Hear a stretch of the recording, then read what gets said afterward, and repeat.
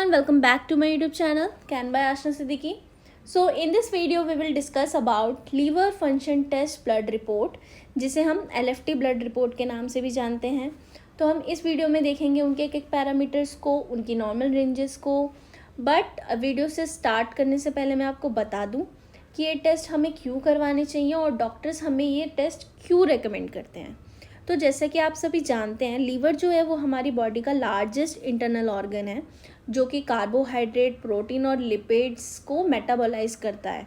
ठीक है, तो ये हमारे लिए इसलिए इम्पॉर्टेंट है टेस्ट, जिससे कि हमारी बॉडी में या फिर हमारे लीवर में किसी तरह का इन्फेक्शन हो रहा है तो हम उसको डायग्नोस कर सकें, क्योंकि बहुत बहुत बड़ी बड़ी बीमारियाँ इस सिंगल टेस्ट की वजह से डायग्नोस की जा सकती हैं, पता की जा सकती हैं, such as jaundice, viral hepatitis, cirrhosis, liver का फेल होना, लीवर के साइज़ का बढ़ जाना, जिसे हम हेपेटोमेगली फैटी लीवर के नाम से भी जानते हैं, और हमारी बेलीज़ के अंदर एसाइटिक फ्लूइड का जमा हो जाना, ट्यूमर्स या किसी तरह का कैंसर भी हम सिर्फ इस सिंगल टेस्ट से पता कर सकते हैं, जो कि कॉज करता है usually stomach pain, abdomen pain, blotting, nausea, skin का येलोइशनेस होना, फैटिक, लॉस ऑफ एपेटाइट, हमारी बॉडी के अंदर का वाटर इलेक्ट्रोलाइट इम्बैलेंस होना, हमारे यूरिन का कलर चेंज होना, weight loss, muscle loss, a lot of things इस सिंगल टेस्ट से हम डायग्नोस कर सकते हैं. यहाँ पे मैंने एक रैंडम रिपोर्ट अटैच कर दी है, जैसे कि इसके सारे पैरामीटर्स हमारी इस रिपोर्ट में क्या क्या आते हैं उन सबको हम पढ़ेंगे और उनकी जो नॉर्मल रेंजेस होती है वो देखेंगे. ये आप जो रिपोर्ट देख रहे हैं ये एक हेल्दी इंसान की रिपोर्ट है.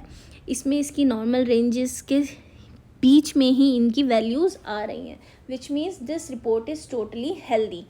जो पर्सन है वो बिल्कुल ठीक है, उसे किसी प्रकार की दिक्कत नहीं है.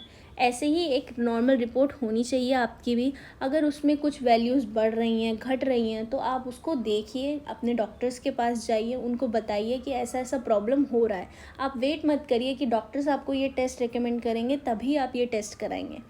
आपको एक अच्छा इंसान होना है, आपको ये टेस्ट कराते रहना चाहिए मंथली बेसिस पे, ईयरली बेसिस पे. बट ये टेस्ट इतने इम्पॉर्टेंट है आपके लिए जितनी आपकी लाइफ. सबसे पहला पैरामीटर देखते हैं बिलिरुबिन. बिलिरुबिन हम देखते हैं जिनकी बॉडी में बढ़ जाता है, जिसे हम हाइपर बिलिरुबिनेमिया भी कहते हैं. ये क्यों होता है? ये जो हमारी रेड ब्लड सेल्स होती हैं पुरानी, उनके ब्रेकडाउन का जो बाय प्रोडक्ट होता है उसे हम बिलिरुबिन कहते हैं, जिसकी वजह से अगर हमारी बॉडी में बिलिरुबिन की रेंज बढ़ रही है वो जॉन्डिस करता है. जॉन्डिस आपने सुना होगा, पीलिया हो जाना, किसी की आंखें पीली हो जाती हैं, नेल्स पीले हो जाते हैं, हाथ पैर में पीलापन, यूरिन डार्क हो जाता है, तो वो हमें इसकी वजह से होता है. बिलिरुबिन, अगर किसी की वैल्यू बिलिरुबिन की बढ़ रही है उसको मतलब जॉन्डिस हुआ है, तो आपको उसके अकॉर्डिंग ही आपका इलाज करवाना चाहिए, या फिर डॉक्टर उसी को देख के, इस रिपोर्ट को देख के बताते हैं कि आपकी बिलिरुबिन बढ़ रही है. ठीक है, तो ये क्या मैंने बताया कि ये किसका बाय प्रोडक्ट है? जो हमारी पुरानी रेड ब्लड सेल्स होती हैं उसके ब्रेकडाउन होते हैं, उसका जो बाय प्रोडक्ट होता है वो हमारा बिलिरुबिन के नाम से जाना जाता है. और ये कैसे होता है? जब हमारी रेड ब्लड सेल की साइकिल फिनिश होती है हमारी बॉडी के अंदर, तो वो ब्रेक डाउन करते हैं. They break down and pass through your blood stream to your liver for processing. High bilirubin leads to jaundice, जैसे कि मैंने आपको बताया. और अगर बहुत ज़्यादा तेज़ी से ये बढ़ने लगते हैं, आपकी आरबीसीज टूटने लगती हैं, तो इसका मतलब आपके ब्लड में कोई डिसऑर्डर है, या फिर वो रेड ब्लड सेल्स जो है वो डिस्ट्रॉय हो रही है, जिसकी वजह से आपको जॉन्डिस जैसी बीमारी होती है.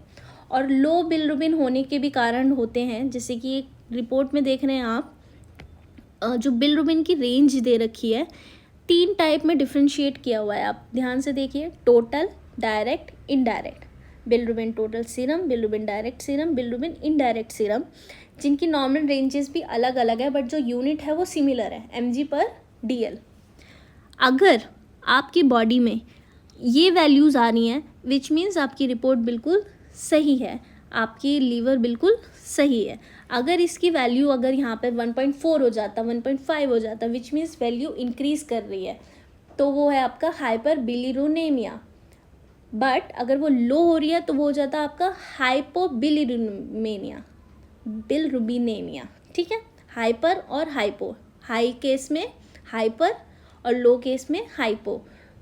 जो लो होने के रीज़न होते हैं वो आपके बहुत तरह के मेडिकेशन होते हैं, जैसे कि आपने कोई बर्थ कंट्रोल पिल्स खा लिया, स्लीपिंग पिल्स खा ली, या कई तरह की एंटीबायोटिक्स होती है जिसकी वजह से आपकी बिलिरुबिन लो हो जाती है। वो एक कंसर्न वाली बात नहीं है, बट अगर आपकी बॉडी में बढ़ रहा है तो वो आपको प्रॉब्लम करेगा, जॉन्डिस करेगा, आपके बॉडी में ब्रेकडाउन्स होंगे, स्टमक पेन होगा, ब्लॉटिंग होगी।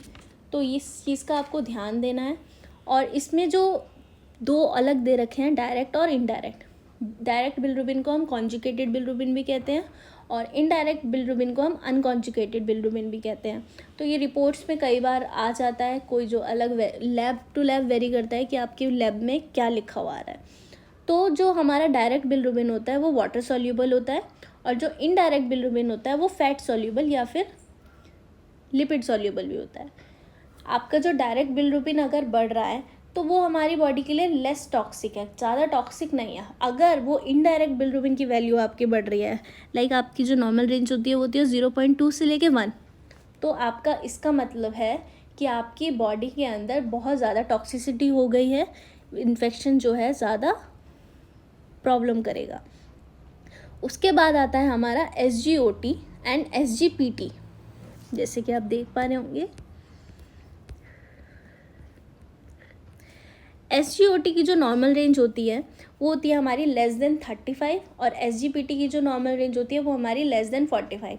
इसमें पेशेंट की वैल्यूज़ जो है बिल्कुल सिमिलर आ रही है, दोनों की 19 और 19.90, मतलब ये एक नॉर्मल रिपोर्ट है।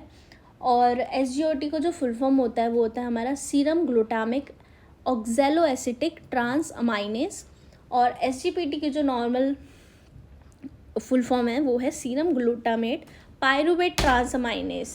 ठीक है, और ये क्या करता है, जब हमारे लीवर सेल्स डैमेज होते हैं और इन्फ्लेम्ड होते हैं तो OTPT रिलीज़ होता है हमारी ब्लड स्ट्रीम्स में। और जो SGOT होता है, अगर वो हमारी बॉडी में बढ़ रहा है, लीवर में बढ़ रहा है, इसका मतलब ये नहीं है कि आपके सिर्फ लीवर में इन्फेक्शन है। इसका मतलब ये है, और आप कह सकते हो कि अगर आपकी किडनीज़ में किसी तरह का इन्फेक्शन आ रहा है, मसल्स में इन्फेक्शन आ रहा है, हार्ट में इन्फेक्शन आ रहा है, तो आपके SGOT की वैल्यू बढ़ रही है।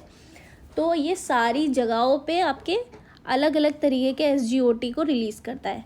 बट एक SGPT हमारा ऐसा टेस्ट है जो कि प्रीडोमिनेंटली हमारी लीवर में ही प्रेजेंट होता है।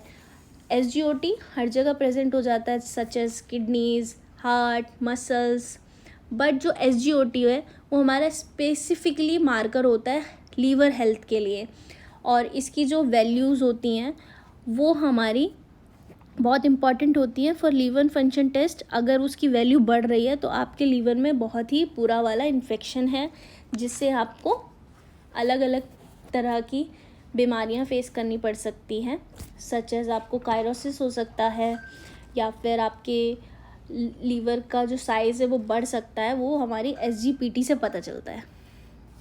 ठीक है, उसके बाद आता है हमारा एल्कलाइन फॉस्फेटेस, जिसे हम ALP के नाम से भी जानते हैं।